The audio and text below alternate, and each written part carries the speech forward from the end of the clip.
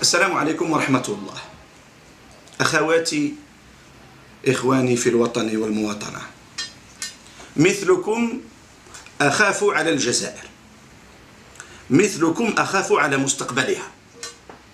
ها قد انتهت مسرحية النظام، مسرحية الملهات والمأساة معا. ها قد تداولت السلطة على نفسها.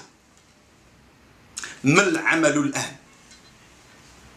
ستدعوكم السلطة في الأيام القليلة القادمة إلى أوهام جديدة، إلى مشاريع جديدة ستعمل بالضرورة على استمرارها هي، على تكريسها هي، وعلى فرض قوانينها هي كما تراها على المجتمع. ستدعوكم الطبقة السياسية أيضا في الأيام القادمة ربما إلى ندوة وفاق للمعارضة، وهذا أمر جميل. ستدعوكم ربما إلى مرحلة انتقالية، وهذا فيه نقاش. ستدعوكم السلطة وستدعوكم المعارضة إلى دستور جديد، وهذا أيضا فيه نقاش كبير، وهو محور هذا النداء الذي سمحت لنفسي فيه وأسمح اليوم لنفسي أن أدعوكم وأخاطبكم بوصفي مواطن بسيط مستقل فكريا، لا علاقة له بالمنظومات الحزبية ولا بالهيئات النظامية، يؤمن بالقطيعة الكاملة مع طبيعة نظام الحكم، مع كيفيات وممارسات السلطة، وكذلك مع الذهنيات والنفسيات والممارسات التي يعرفها المجتمع الذي أصبح هو ذاته، كما السلطة كما المعارضة كما الأحزاب كما الجمعيات كما كل المواطنين، أصبحنا جميعا في فخ كبيرة، في ورطة كبيرة. ما العمل الآن؟ إن النقطة الأساس في تقديري كمواطن يريد أن يدافع عن مواطنته في حرية العقل في التفكير، في حرية التدبير في الرأي، في حرية الدفاع عن كيانه ووجوده وقدرته على صناعة القرار واتخاذ القرار في كل أبعاده. إن المشروع الذي أدعوكم إليه للنقاش والحوار والإطراء والمساجلة والمناظرة والاختلاف في كل شيء هو الذي يجب أن نبني عليه الدولة الحديثة التي نصبو إليها، دولة القانون والمؤسسات، لا دولة الأشخاص والجماعات والعصب والعصابات. إن المشروع الذي أدعوكم إليه هو الذي يؤسس لجمهورية ثانية حقيقية بعيدة عن الشرعيات والمرجعيات الماضوية الميتة القاتلة. إن المشروع الذي أدعوكم إليه هو الذي يحررنا كمجتمع، هو الذي يجعلنا نحقق فعلا استقلالنا الذي كان منقوصا بسبب اغتصاب السلطة له. إن المشروع الذي أدعوكم إليه هو الذي يحقق لنا فعلا مواطنتنا وكياننا الفردي والجماعي.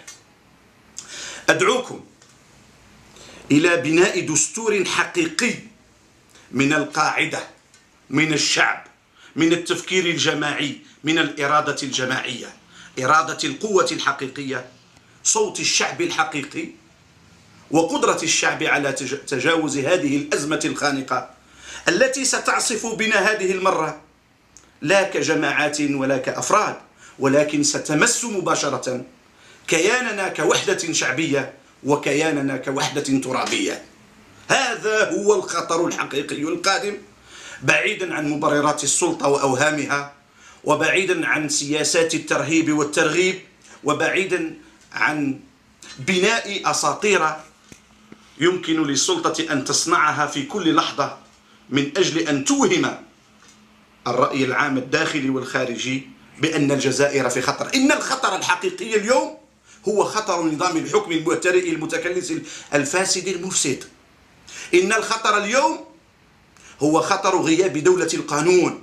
إن الخطر اليوم هو غياب المؤسسات التي تمكن ديمقراطيا المجتمع من التداول على السلطة في إطار من الاحترام والتسامح في الأفكار والعقائد والاتجاهات الفكرية والسياسية، وكذلك الأمر هو الإطار الذي سيسمح لنا من تجاوز أمراضنا الكبيرة، أمراض القبيلة، أمراض العرش، أمراض الطائفة، وأمراض الجهة، وأمراض العصبة والعصابات، وكذلك أمراض التسلق والتمسك بالسلطة التي تعيش فقط وفقط بالريع والقمع.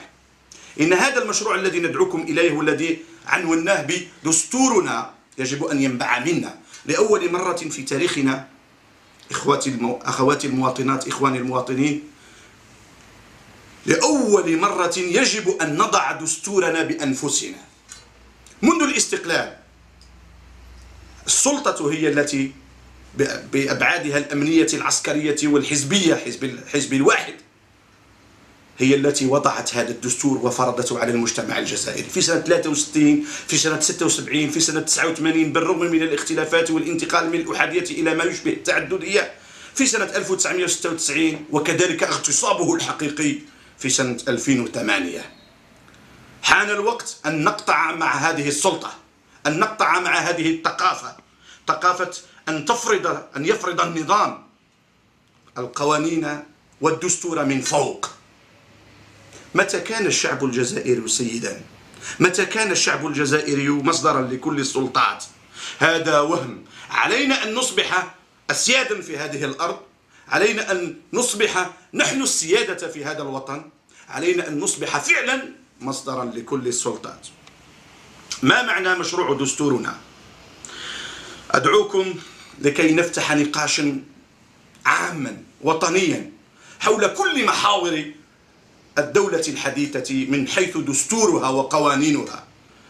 كل القوانين وكل النقاط التي تمس دستورا، أي دستور حديث، يجب أن نناقشها في أبعادها المختلفة، من الجمهورية الجزائرية الديمقراطية الشعبية إلى آخر نقطة يمكن أن نتناقش بشأنها طبعا، وسنفتح النقاش يوميا ونقطة نقطة، مادة حول هذا المشروع. أنا لن أقدم لكم مشروعا جاهزا، لأننا لو قدمنا لكم مشروعا جاهزا لأكان السلوك يماثل سلوك السلطة، هي التي تعرض من فوق. نحن نريد أن يكون الدستور من تحت، من القاعدة، من الشعب.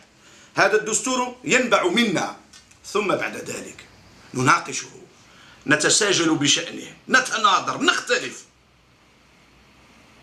وحينما نصل إلى درجة من الوعي الجماعي المشترك بضرورة النص الأساسي ومضمون النص الأساسي لهذه الدولة الحديثة ولهذه الجمهورية الثانية، نعين بأنفسنا، ننتخب بأنفسنا مجلسا تأسيسيا منا، لأننا لا نقبل أن يعين السيد الرئيس بالرغم من أنه من صلاحياته في الدساتير السابقة أن يبادر بالتعديل الدستوري، ولكن هناك طريقتان لوضع دستور: إما أن يوضع عن طريق لجنة تقنية تمرر عن طريق البرلمان الغير شرعي، وإما أن يمرر عن طريق هيئة منتخبة من الشعب، أي مجلس تأسيسي هو الذي يفكر في الدستور، هو من القاعدة، هو الذي يضع أسسه ويضبط قواعده ليمكن الشعب من أن يشارك في التفكير مباشرة، ويصبح الشعب بذلك مسؤولا مسؤولية مباشرة، ويستطيع من خلال ذلك الدفاع عن نفسه ومراقبة كل الهيئات التي ستنجم عن هذا الدستور الجديد. حينما ننتخب مجلسا تأسيسيا هو الذي يناقش من جديد كل الأفكار التي ناقشها الشعب بكل أبعاده وأطيافه واتجاهاته، ثم بعد ذلك يقوم بصياغة جديدة لهذا النص الدستوري ليعيده مرة ثانية إلى الشعب ليراجعه مراجعة نهائية، ثم بعد ذلك ينتخب عليه بنعم أو بلا.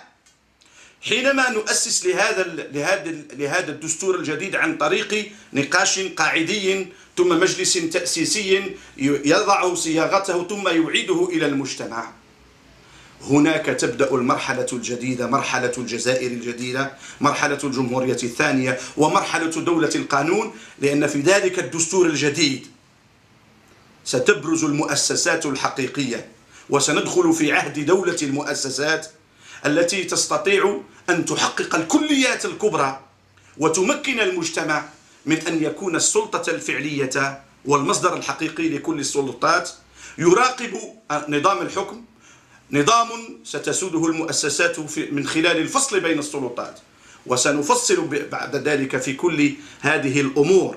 إذن ما أدعوكم إليه في مبادرة دستورنا هو أن نعكس تماما ونقوم بثورة حقيقية في الأداء والمنهج، وكذلك في المضمون والآليات والمشروع والهدف، أن نعيد النظر في استراتيجية النظام، وكذلك أولئك الذين يريدون مشاركة النظام عن طريق مشاريع توافقية بين النظام وهاته الجماعات، لأنه في الجزائر لم يكن أبدا في تاريخنا توافق حقيقي بين المجتمع والسلطة، بين المجتمع والنظام.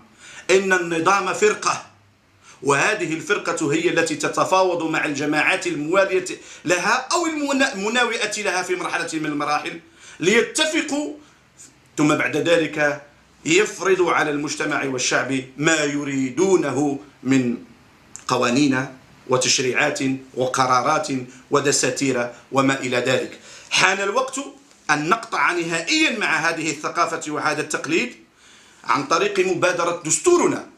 سنبدأ فعلا في بناء دولة القانون والمؤسسات، سنبدأ فعلا في بناء الجمهورية الثانية، سنبدأ فعلا في بناء مواطنتنا، سننتج مجتمعا جديدا، نخبة جديدة، قيادات جديدة، أفكار جديدة، مناهج جديدة لجزائر جديدة.